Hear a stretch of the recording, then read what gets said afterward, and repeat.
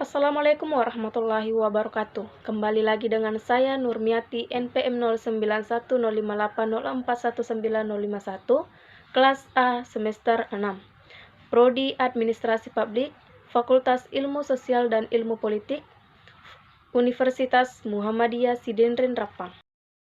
Baik, saya akan menjelaskan sedikit tentang materi hukum administrasi negara. Poin pertama yaitu perlindungan hukum bagi masyarakat.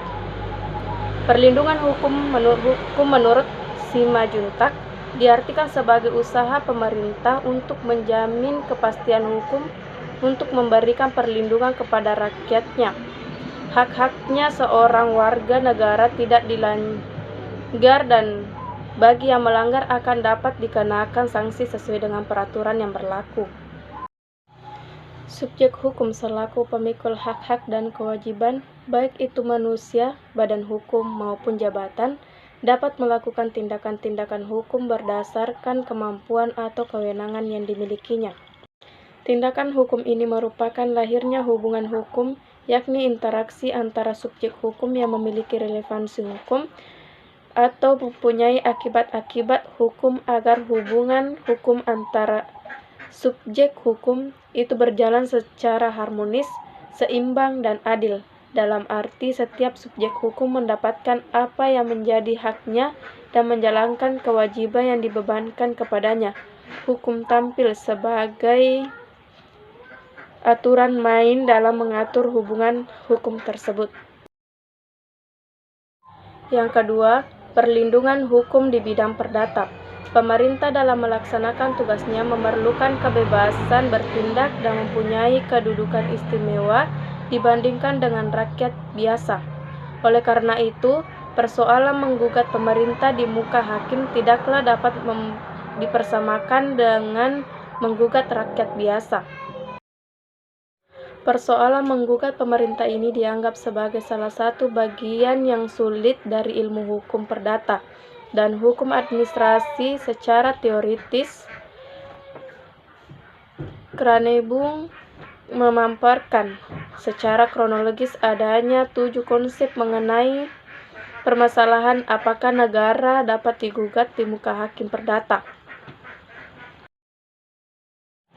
Pertama, konsep negara sebagai lembaga kekuasaan dikaitkan dengan konsep hukum sebagai keputusan kehendak yang diwujudkan. Kekuasaan menyatakan bahwa tidak ada tanggungan gugat negara. Kedua, konsep yang membedakan negara sebagai penguasa dan negara sebagai fiskus. Ketiga, konsep yang mengetengahkan kriteria sifat hak. Keempat, konsep yang mengetengahkan kriteria kepentingan hukum yang dilanggar. Yang kelima, konsep yang mendasarkan pada perbuatan yang melanggar hukum sebagai dasar untuk menggugat negara. Yang keenam, konsep yang memisahkan antara fungsi dan pelaksanaan fungsi. Yang ketujuh, konsep yang mengetengahkan suatu asumsi dasar bahwa negara dan alat-alatnya berkewajiban dengan tindak tanduknya apapun aspeknya, hukum publik maupun hukum perdata memperhatikan tingkah laku manusia yang normal. Yang ketiga, perlindungan hukum dalam bidang publik. Tindakan hukum pemerintah merupakan tindakan yang berdasarkan sifatnya menimbulkan akibat hukum. Oleh karena itu, diperlukan perlindungan hukum bagi warga negara terhadap tindakan hukum pemerintah. Dalam rangka perlindungan hukum, keberadaan asas hukum umum pemerintah yang layak ini dimiliki peranan penting dan memberikan kewenangan kepada administrasi negara untuk membuat peraturan perundangan. Alasan warga negara mendapat perlindungan hukum dari tindakan pemerintah yaitu: pertama, dalam berbagai hal warga negara dan badan hukum perdata tergantung pada keputusan pemerintah. Kedua, hubungan antara pemerintah dengan warga negara tidak berjalan dalam posisi sejajar.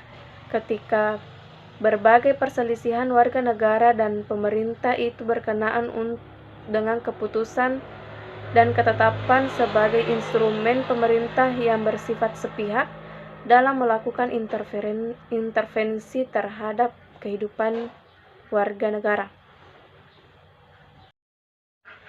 Itulah presentasi yang sempat saya bawakan. Billahi fisabilil haq, fastabiqul khairat. Assalamualaikum warahmatullahi wabarakatuh.